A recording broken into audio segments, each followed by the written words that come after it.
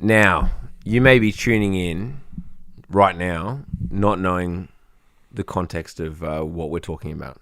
And that is because we have been recording a marathon down round session, the down round experience. To cover the Christmas break. That's right, yeah. So you're coming in midway through. If you've listened to the other ones, you're probably going to hear this multiple times because we're probably going to copy and paste it into all of them. If this is the first time you've ever listened to Down Round... This is terrible. This is not going to be a great introduction. Listen to the other parts. We're going to come back with like bi-weekly episodes back in January, but right now you're coming in to a red-hot session for a silly season. Without further ado, on with the show.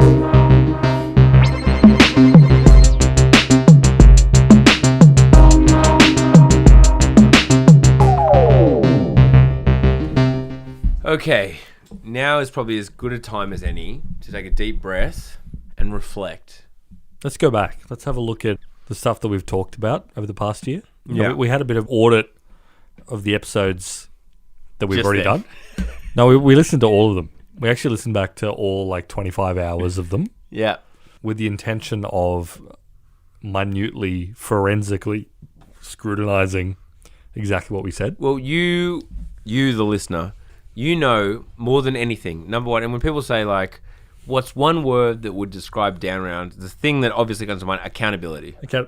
Accountability. The thing that comes to mind is that many other podcasts, they just say shit. They're unaccountable.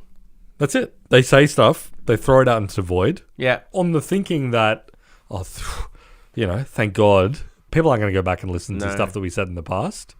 We never have to be accountable for it. We never have to apologize when we're wrong. And we never have to cheer a bit when we're right. Mm. But at Down Round, we do all that stuff. Yeah, yeah. And we take full responsibility when we're wrong. Let's be clear here. If we throw out that like, okay, we were wrong on this one, that doesn't make us dumber or shitter or worse at predicting than other podcasts. It makes us righter. It makes us ruthlessly self-critical. Yeah. I don't know if you've ever heard of a guy by the name of Mao Zedong. He had a lot to say about being ruthlessly self-critical. This is a struggle session. Exactly right. We're kneeling on broken glass for you today.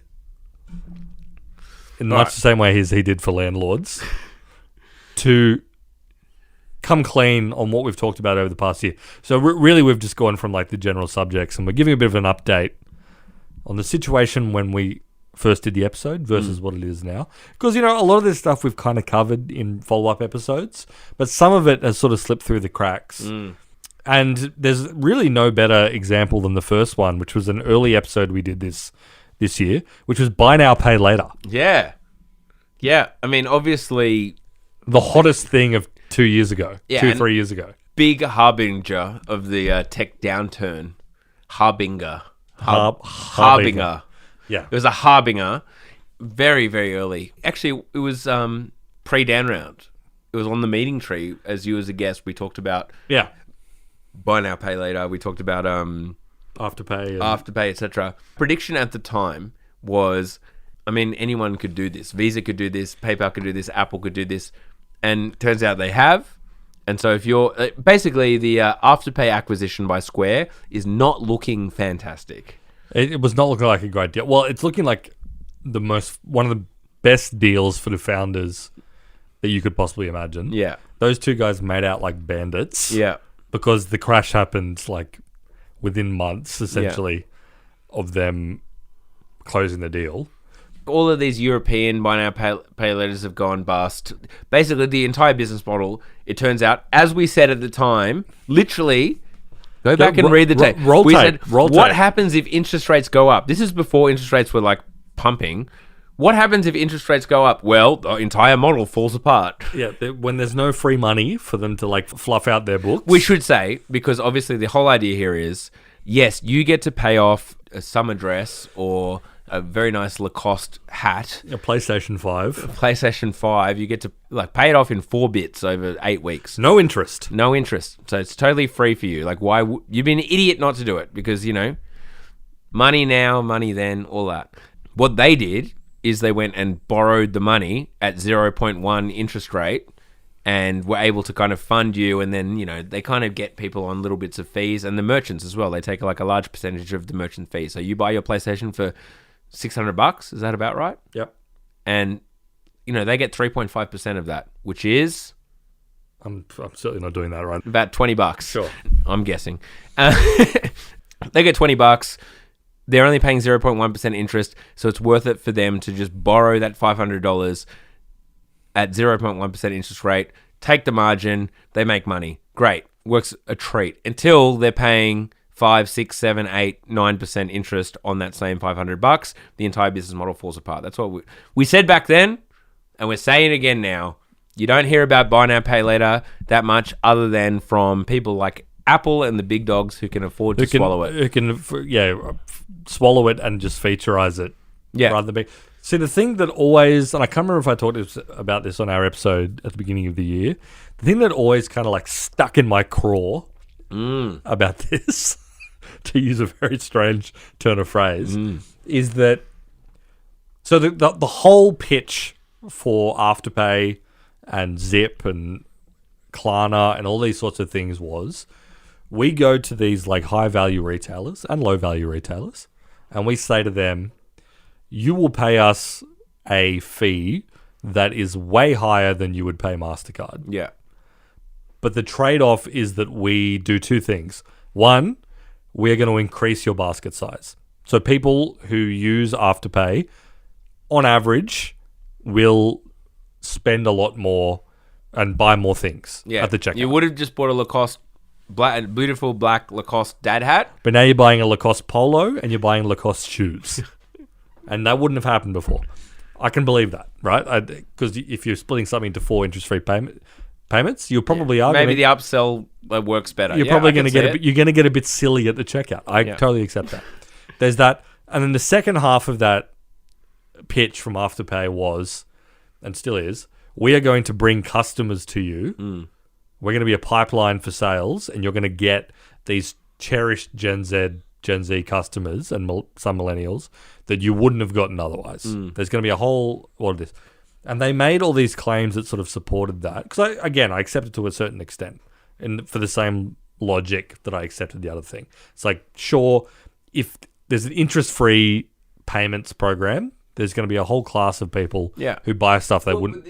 Apparently, people do go to the Afterpay website and they go shopping based on websites that use Afterpay, apparently. And number three truth, I want to throw it out there, that millennials, and this is about millennials, I'm sure Gen Z is the same, don't use credit cards. That's also true. Yeah, we don't use credit cards.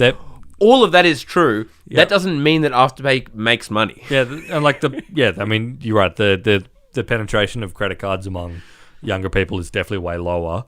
But again, I was actually thinking about that exact thing. The idea that there is a really significant population of people who go to the Afterpay website and go look at list of available merchants and go, oh, look, there's whoever. It seems hard to believe. There's Tarakash. I'm looking for a big boxy blue suit. I'm gonna get in there and buy something. I'm looking for a skinny tie. I'm increasingly skeptical that was ever true. Yeah, I mean, they spruiked some numbers. Like the Afterpay sale, like the Afterpay day, sales day they have, absolutely. People would go to afterpay.com to see who's doing it. Yeah. I would be skeptical that was happening. Yeah. I mean, how much direct traffic is afterpay.com getting and then referring on to retailers? On a regular basis when it's not like sales? I would be interested to know. Yeah, but I mean, regardless, like most retailers seem to have the Afterpay option. I think the core problem is that everyone who bought with Afterpay was costing Afterpay money. Yeah. Like they were losing money on every purchase, and when Square acquired them and interest rates went up, like they lost more money. Yeah. Like, it's just not a good... The business model is fundamentally broken. Yeah. There was a time when you, positive and negative, you couldn't stop hearing about BNPL or buy now, pay later, which, if you're hearing a lot of stories all the time about there are all these... A revolution. There's a revolution, but you hear the negative stories too, where it's like there's a whole generation of young people who are getting absolutely ruined by this shit.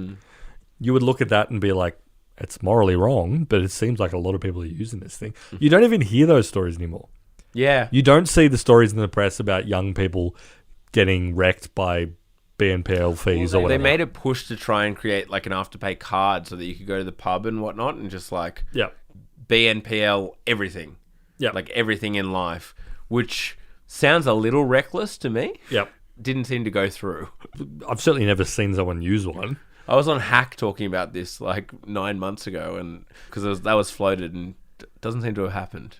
Yeah, no, I mean, if it has, I don't know about it. But yeah, it doesn't seem like Square or Block, Block being the name of the parent company, are doing a whole lot. They're in trouble. Because Block has their own issues, as that Hindenburg like short seller network thing came up with the Cash App problems that they have. Yeah, I mean, Block, it's worth taking a step back. So Block being Jack Dorsey's, it started basically as Square being, you see them everywhere. They're like, and I think it is quite innovative, very easy way for people to accept money by credit card. You know, there's little white kind of squares.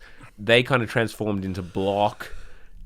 Around the time, Block being a reference to blockchain. It's like a crypto thing, and again, you're not hearing a lot about that. They acquired Tidal, the music streaming service. I forgot about that. They had their own blockchain protocol thing, which again, never seemed to eventuate.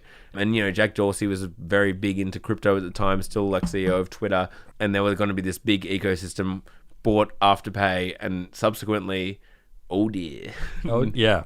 They're not looking so good. The ass fell out of it. And like even, I mean, Apple ostensibly offer this as part of their Apple Pay, at least in the US and whatever. But again, you're not hearing. It's been featurized, but it's been featurized to the point where it's like you don't really hear about it as a product category anymore. Yeah, we said it back then. It's a low interest rate environment play. Historically speaking, we're still in that situation, but it's higher than it was before. Yeah, but the US Fed is signaling they're going to start cutting back interest rates next year. So who knows? It could be back. I think we're on hold for a while. Yeah, we're in a holding pattern. We're in a holding pattern for interest rates. They're at a normal level. It's all good, fam. Yep. You know, you have to pay money to when you borrow money. It's fine. No, we were right on that. I feel like everything we were 100% correct. Everything we're about to say is a dub. Moving down the list of things that we talked about, we had an episode about collectibles, NFTs, and we sort of linked that in with people that were flogging Pokemon cards for an absurd amount of money on eBay and what have you. Yeah. I mean, that was like a year ago almost. We talked about it in the context of that market seems to have evaporated. I don't think it's really come back. No. Because again, it comes back to the economy and the interest rates things. People were looking for alpha. They're looking for alpha. They're looking for weird ways to make money. Yeah. And that is the overall thing that happened with NFTs. Yeah. And one of the reasons that it and crypto at the time exploded. I want to talk about something with Pokemon cards that we've never spoken about properly on Down Round, I don't think. It's the live streaming selling thing, the live streaming auction kind of platform, which is another like Silicon Valley guy goes to China and is like, whoa. Sees how they do things over there. Yeah. And on Twitter/X, one of the ads I get recurring amongst just bizarre shit is Bigo Live. Do you get Bigo Live? You don't get Bigo Live. No. Wow. I get slammed with Bigo Live. I don't even know what that is. It's a live stream. Well, I didn't either. Like, as in, I don't think most people know what it is. It's a live streaming platform that you can make money. And I think A, via like a rev share, and B, it's like I think you're supposed to, you get bits and this, that, and the other. And maybe there's some auction stuff in, like you can sell stuff on Bigo Live. These like live stream auction plays or whatever. Yeah. And Pokemon card, not Bigo Live, but a different one of them. It's one of the biggest in the world. I should know the name. I don't. You know what? It's Christmas. I'm not going to look it up. One of these live stream auction sites, it's all about selling Pokemon cards. It's people like getting on, trying to like spruik rare Pokemon cards to an audience in a live stream kind of auction situation. Point being that is not doing too well either. In the realm of collectibles, I guess the Lord giveth, the Lord taketh. The Lord taketh. We haven't had a full NFT retrospective episode, but we have brought them up a bit. I think the last time we talked about them was when all the Bored Ape guys got their eyeballs roasted at the at the Singaporean, was it Singapore or Hong Kong? I can't remember. Yeah. The Hong Kong Ape Fest. They were putting up rows and rows of UV lamps and torched their faces. Yeah, well, there was a big hack Yeah, it was a hack the other day. Valuable apes gone. It's a tragedy. Yeah, I hate to see it. Although the NFT, the back end of that craze has really hit hard. Like the current OpenSea valuations are looking very rough. I haven't looked into it, but color me unsurprised. I'm gonna Google it right there because I don't have it at hand. OpenSea is the marketplace for NFTs. It was the big one. It was eBay, the one, but JPEGs. It got a shitload. Yeah, here we go. And shout outs. I know a lot of our audience, because we're a tech podcast, are into like Ethereum and they're into like NFTs. Not a lot, but like a minority. Sorry. I apologize. But also, you know our opinion on this. You made out well. No, here we go. It was there was a couple of things. Cotu, who are a big VC fund or like hedge fund, they cut the value of OpenSea stake by 90% back in 1 month ago, and so did. Tiger Global are having issues, generally speaking. But they also cut it down by Tiger Global. We didn't actually. We've mentioned them in passing a few times. That Tiger Global, like during ZIRP, during zero interest rate, at the height of like invest in everything, Tiger Global were famous. Even in Australia, like you could get a check off Tiger Global if you were a startup with basically no due diligence. You could do a Zoom call and then the next day expect to have a check deposited in your account. So they were one of the people just like pumping the valuation of every startup in the world because it's like their play was, we have heaps of money, we're just going to invest in everything. Yep. Just get in absolutely everything, no due diligence, just like if you're in the sector that we kind of like, we'll invest. Yep. And that was like adding to this huge pump on valuations. That's right. Startups. Yeah. They were one of the big. They were a real swinging dick in this world, just pumping money. And also in crypto, especially, they were putting through. Cotu slashed by 90%. Tiger slashed the OpenSea investment by 94%. Again, that's huge. And also Tiger slashed. They had an investment in Bored Ape Yacht Club, which they slashed by 69% as well. 69%. 69. Do you think they would try and just make a point? I don't know. Tiger, they're a bit silly with it. Yeah, just phenomenal markdowns. But again, like, you know, who couldn't have seen that coming? I mean, even if you had like a fairly, I think even the people who had like a really aspirational or positive view on the NFT market and the crypto market generally probably had the assumption built in that there were going to be some swings. Like it wasn't going to be smooth sailing, up and forever. We're in a new paradigm starting now. And it's just like everyone's going to have an NFT. Everyone's going to want the coolest NFTs. Everyone's going to want the coolest JPEG. Like you can use them for your avatars on Twitter. You can use them for your avatars on Facebook, Instagram. You name it. There'll be a metaverse. Everyone's going to want to have a cool, one-of-a-kind avatar. I just remember the fucking Gary Vee got really into, because obviously he just like is attracted like a moth to scams or whatever the fuck's going on. He was big into it.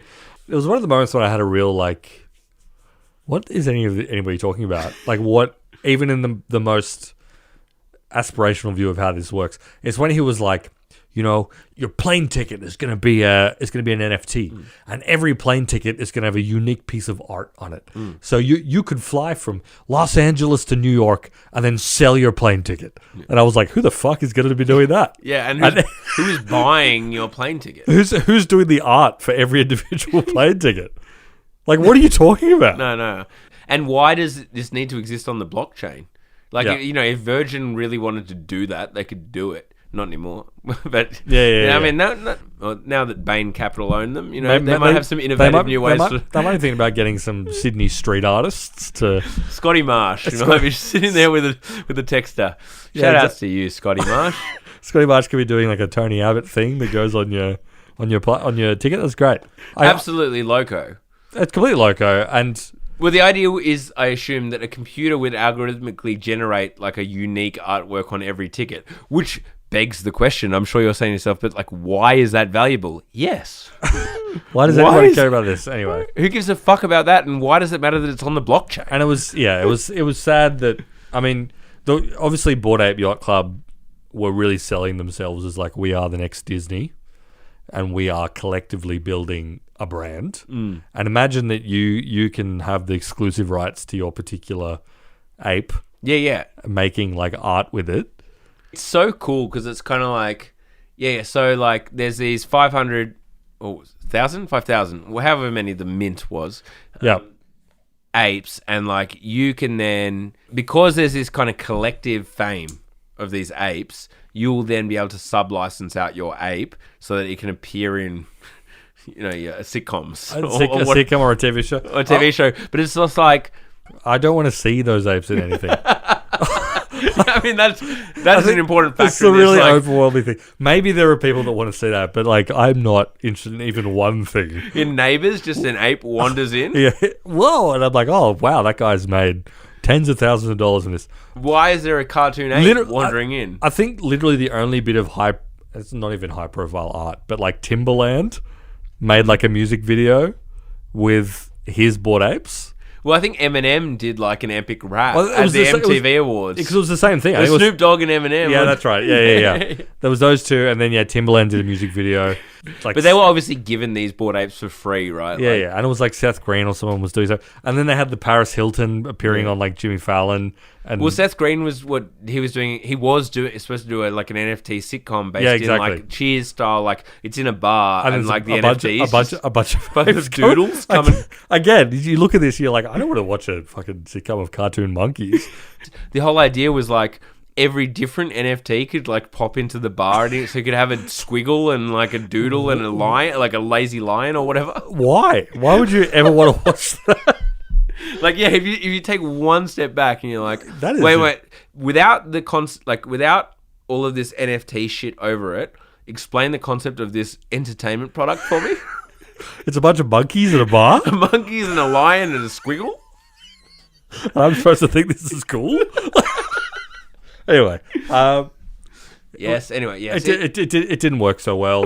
Maybe it'll come back. Who knows? But I like to think that it has one big pump left in it. Yeah, it would be nice if we had one last pump.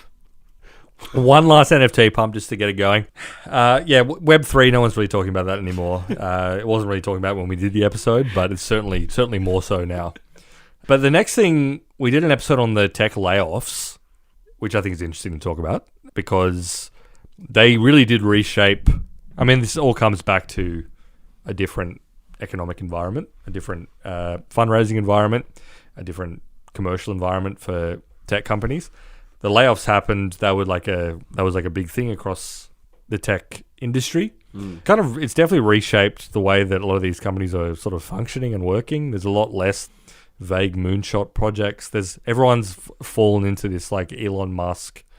We must operate as efficiently as possible. I guess like the doomsaying or whatever of Twitter when Elon basically cut their workplace by like 80 to 90%. And when it turns out that Twitter can keep functioning, let's be honest, not functioning all that well, but like it is functioning regardless. It doesn't go down that often. Yeah. It has shown that you can friggin' run businesses with a lot less chaff. And I think that like places like Google and whatnot are kind of perfect examples where it's like, think about all of the quote unquote moonshot projects that Google had in Google X or whatever it was called, whatever the Google moonshot project. Google like X, yeah. Yeah, you can imagine that is nowhere near as big as it was. That was all kind of space flight and biohuman and this, that, and the other. I'm assuming that a lot of that has kind of moved from like, let's take that and just like put it into AI and work out how to monetize it. Put it in, potentially. I mean, if there's any company that can probably keep that stuff rolling and has some like brand value from doing that, it's probably Google. But certainly there's a lot less hiring a million army of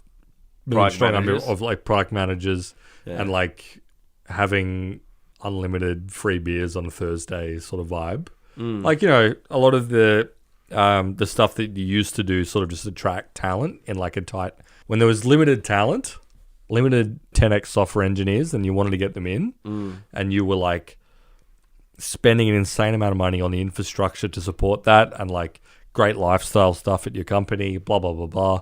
Well, it's kind of like all of these things. It's like oligopoly in a way. If everyone's doing it, you have to do it. But when everyone else cuts back on it, you no longer have to do it. Yeah. And like, it's probably Elon's greatest influence is that he gave social license to all these CEOs and founders to be like, actually, you know what? I'm like Elon too. We're going to do this hardcore. Yeah. And that means that it's coding. Kitchen's closed. Kitchen's closed, You got to buy like a sandwich, a prepackaged sandwich, egg and lettuce. If you walk out of here a second before 9 p.m., I'm gonna point at you and scream. There was like a whole bunch of reporting that Evan Spiegel, who's the Snapchat CEO, went on a big like Elon tear. There was like Zuckerberg did the year of efficiency. The year of efficiency, like this whole idea of like you can't fully credit this to Elon, but there definitely is the way that he did it has been influential. Hardcore. Playgroup is over. Went on a daycare. You're making software, buddy. Yeah. You're coding. You're writing lines of code. And you're pair programming. You know, we're sitting down and we're hammering out whatever. Atlassian locally, big culture shift. Apparently, you know, this is all just goss. You know, this is just all a bit of local goss. Yep. But, you know, they've got new incentives. They got biannual reviews. There's disharmony. We got a CTO from Facebook. You know, we got the meta culture being instilled. We got new incentives. It's going off. People are leaving. People are being fired for having a go at the founders. This kind of gear, you know. Yeah. And you see that kind of across the scene. Yeah, who knows? And this all is sort of downstream of the fact that the employers in Silicon Valley have a little bit more sway than do the workers right now. Like it used to be the case that like a talented software engineer could demand the world. You could walk out of Stanford computer science degree into a $300,000 a year job or whatever. And that's definitely not the case anymore. And it gives them a bit more leeway to be like, you know what? You're adults. You can make your own fucking lunch. It's also downstream to the fact that there's less investment flowing around, less hot new startups. They can just like splurge on insane things as well as their regular burn. Yeah, just free money.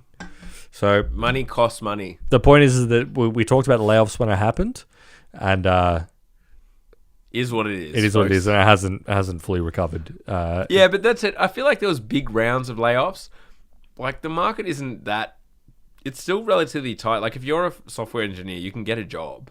Oh, for sure. It's just a lot of the inflated kind of paychecks, I guess, and for product managers as well. Like I think the inflated have decreased. There's been like you hear a little bit like anecdotally, but I feel like a lot of people that were sort of like support staff roles at tech companies have probably just moved out of the industry and doing it working. I mean, there's plenty of fucking jobs in coordination of project management. Effectively, you could be let's be honest, like PMs there's nothing shameful about being a product manager at the Commonwealth Bank. You know, what's the difference between working on a button in the Facebook app or working on a button in Atlassian and working on a button in the Combank app? Mate, there's no difference. Combank employs a lot of coders. There's a lot of devs at the Combank. Exactly. There's a lot of devs at a lot of non-quote-unquote tech companies. Well, that's exactly right. The Combank consider themselves tech, you know? I mean, I wouldn't necessarily agree with that characterization. Telstra tried that on too. We didn't let that happen. And we're not going to let it happen for Combank as well. That's putting a full stop on that. Yeah. Well, we'll revisit this in a year's time. Oh, yes. Moving on. I think we've kind of covered this, but instant grocery, because we did a milk run episode instant grocery. We did milk run, then we didn't. We mentioned briefly RIP to milk run. We saw that coming. We predicted that milk run, unfortunately, would no longer exist. Love milk run. Big shout outs to milk run. Danny Milson. Yep. Shout outs all the way, but it was too good to be of this world. Really. Yeah, and I think obviously milk run is back now. Owned by Woolies. Under the auspices of Woolies, and it's just basically like a rebadging of their Metro 60 thing they had. And I've used it a few times, and it's literally just a Milk Run app, but you get it at the speed of a Metro 60 delivery, which is like an hour or probably more. Which is quicker and more expensive, like grocery delivery. It's great for Woolworths. So it's probably played exactly the same way. They're like, great, we get a nice app. We get like the reputation, which will probably persist for a while. Yeah. We've gotten a lot of people who probably didn't know that Metro 60 existed and never used it. Yes, they're not getting it in 10 minutes, which is it's so funny to think about in retrospect. Yeah. Oh man, I can get a chocolate bar in 10 minutes. It was sick, dude. It was fucking amazing. Like this is what I mean. Like RIP. Like it was obviously never gonna last. It was way too good. It was totally. Was way too good. The world can't allow something so beautiful to exist. I can get some ice cream and a crunchy for $15 in 10 minutes. Love it. So now Australia has none of those. I mean, like, we are talking obviously from a very Australian perspective. Some of our international listeners will be like, excuse me, I live in Istanbul, or I live in Mumbai, and there are actually plenty of services. We're not talking to you. We're not talking to you. I know Europe has a bunch, like Getir, and there's Gorillas. I think it's called Gorillas. Maybe it's not. It could be. No one Google that, please. But there's still a bunch that are sort of chipping away. For example, I know there's one called Zepto that's in India. I was just mentioning that. It's in a lot of dense areas there. And maybe that will work where labour costs are obviously very, very low in India. Milk Run was paying their cyclists like $35 an hour Australian. So, you know, $27 American an hour. And it was part of their sell, right? Part of their thing was like, these are not Uber drivers. And that's why, you know, the Milk Run drivers who were kind of like dudes with long blonde hair from like Coogee, instead of like Bangladeshi students, basically. Totally different labour force they were basically leveraging. Didn't work in the end. And now we don't have any of those except for Milk Run under Woolies, which is definitely not the same thing. And just plugs into whatever. Yeah, I'm putting this down as a big down around dub. Unfortunately, like, it was just one of those things. We predicted this was way too good to last, and it was. Yeah. What's the future of 10-minute grocery delivery? I don't know. I guess once they figure out drones, which they probably never will, because like the idea of like 1 million drones with groceries flying through the sky seems rather complicated. Dropping a Macca's McMuffin or whatever. From a floating drone. Maybe it'll work, I don't know. But I mean, it's clear that Woolies made the bet of, just like Sun Tzu, you know, wait by the river for the bodies of your enemies to float by. Art of War. I'd check it out. And they were correct. That's down around canon. Down around canon. As I said, I've got a list of episodes and things that we covered to think. The next one we have basically nothing to say about. This is actually, I haven't checked on the Omni stats now that we've moved over to Omni, who are our new podcast host. But for a very long time, our dating apps episode was like our 4th most popular episode. People love that episode. People love dating. People love getting out and about. Both the opposite sex and the same sex, and like any sex. Any sex, any gender. Love getting out there. People love quote unquote sex, and having. So they do, and having awful conversations in a bar or whatever. How good's that? Just go and have an awful conversation with someone that you've only spoken to via text. Full normal. Just get out there and make that happen. In fact, your anti-dating apps position had to be one of the most controversial dances ever taken on Down Run. And it wasn't like directionally incorrect. I think it was just the way you approached it. I've got nothing to say. Where you were just like, just bag yourself a beautiful woman. Yeah. And why not? And, you know, people took offense, took exception to the way you approached that. Okay, well, look, I apologize. I'm blind. They were like, a man with your jawline telling me that? I'm not sure about that. Nah, well, okay, ignore all of that. Ignore that. Go out there and speak to people. I feel like is directionally correct. Okay, sure. Well, I just be normal. Is that too much to ask? Yeah. I don't think it's normal to create these relationships via text in an app. Okay. Is that controversial? Well, apparently it was. I stand before you naked. Like carved out of granite. You know, it's beautiful. Well, we have no updates on that except the fact that Tinder now has like a $500 a month tier. But look, it's not an update, but like obviously the business model of Tinder like requires people to not have fulfilling long-lasting relationships. Yeah. And I know Bumble or whatever plays off that. And Hinge, they all talk, or whatever it is. Hinge is like, they did that big marketing campaign that was like delete this app. The app designed to be deleted because Tinder. But Tinder are just like lean in. They're all owned by the same fucking person, right? Except for Tinder and Hinge are both owned by Match Group. Bumble is different. I feel like the whole Tinder experience over the past like $500, $500 a month, just grinding away, swiping. I mean, obviously, it's for people that have it. It's probably targeted at like software engineers who are on $300K. They don't have a partner. They're happy to like. I'm sure everyone who pays that is like, okay, it doesn't mean anything to them. They're thinking, they're rationalizing it in the sense of, okay, it's a lot of money, but if I just pay it once, and I get a month, and I'm put in front of, because the idea is that it like puts you at the top of everyone's swipe queue or whatever it may be. Jesus Christ. If I can find a wife in 1 month, $500 is worth it for me. Because how much am I going to spend on my wedding and my life with them? Just be comfortable talking to strangers. All right. But just have like, be funny. Listen, little tip. If you're about to be like, well, maybe $500 is worth it. Little tip. Just when you're in a conversation with someone, ask them about themselves. Yep. Do not talk about yourself too much. Like, actually, in fact, don't talk about yourself at all. Ever. Ask them about themselves. Be interested. And you know what? People are interesting. Ask people about themselves, number one. Number two, while they're talking, formulate a funny quip. That's it.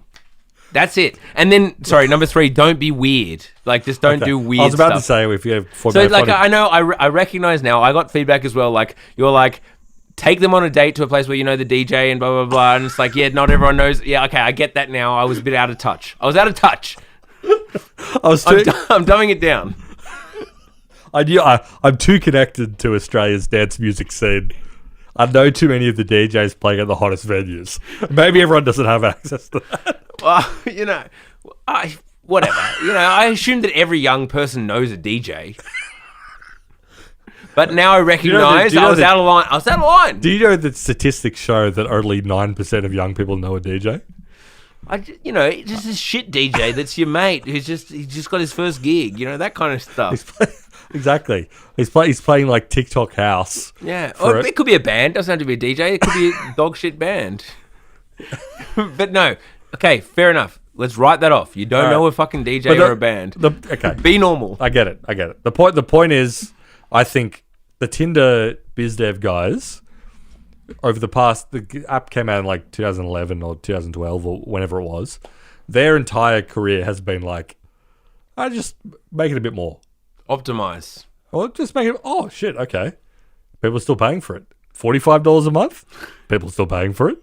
They don't face the Netflix problem. Because the moment you're paying for Tinder, all bets are off. No, they've got the desperate dial. And they're just like, should I crank the desperate dial? It started at 40. It's Friday and people freaked out, but like, should we go 60? It's Friday, and then like they're all. Should we go 99? Imagine like Wolf of Wall Street style, a bunch of guys in the Tinder office, like $199. They're all clapping. They're like, yes, yes, yes. And the guys $399, $400, $400. Should I do it? Anyway, the answer is yes. People will pay God knows how much just to try and feel connection. God damn. It's a dark. That's the end of the episode. I don't know. I don't know where we're going to split the parts up, but yeah. God damn it. This shit does depress me. I'm going to be perfectly frank. Yes, we've had a few drinks. Yep. But this depresses me. The state of human relations depresses me. Just in general? I'd rather not think about it. But I have to think about it because I have children, It's like, how are they going to go about it? You might have some lonely kids on your hand. It's that, or I confiscate their phones, and by confiscate I mean like don't allow them to ever have technology, and then they're the weird freaks. Yeah, that's the trade-off, right? Right. Because like, then what happens when they get to school and all these kids know like Minecraft memes or whatever, and that's the way everyone talks about. Oh, I know impressionist art. Yeah, exactly. Oh, my dad took me to the Art Gallery of New South Wales to look at the new, and they get pushed into the mud. Yeah. Slammed in a locker. You can't win. You can't win. There is no winning. They won. By they, I mean, shareholders of the companies that I own. Shareholders like me won. And this is the society they created. That's the problem. And God, it's so fucked up that society makes me love that. You'd sell them down the river. So yeah, going down the list. I hope everyone's enjoying this because there's a bunch of them, but it's retrospective. Yeah, but think about everyone's in a reflective mood around surely. Christmas. You're thinking about the decisions you made, professionally, personally. Yeah, did you make the right call in March? Probably haven't thought about it. But maybe you should. Well, we are. Think about two roads diverged in a wood. Yeah, a fork in the road. There was a fork. Every day you are presented with a fork in the road. Yeah. And for you, it's probably something normal, but for us, it's something like, what does Tinder's business look like in 12 months? There's a scoreboard for us. Yeah. Yours are vaguer. You have vaguer outcomes. Yeah, no one's judging you, but for us, constant judgment. Imagine living like this. God, do you know how many of our listeners are sitting around being like, fuck, Raph said something about Microsoft back in February, and I just don't think it just hasn't played out that way. There are dozens of people every day that think that. Yeah. And I get texts every single day. Every single day. On February 11th, you said that it's in Microsoft's long-term interest to double their dividend by 2028. And I would say that they need to reinvest that in their Xbox division. And I'm like, well, fuck me. Fuck me. Can a man not just live and say shit? Why are you listening to this podcast? I don't know what I'm talking about. So, anyway, there's a few other ones that we'll dive through.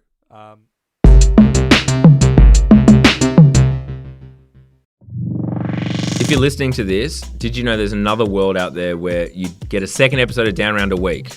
Yep, it's called Down Round Premium. That's right, and there's no interruptions. No interruptions, no ads, 2 episodes a week, including the free one you're getting right now, plus another one. Yep, $7 a month, not a week, a month, downround.net. Downround.net, instant access to the whole back catalogue as well. You've got so much to catch up on. There's so much. Get around it.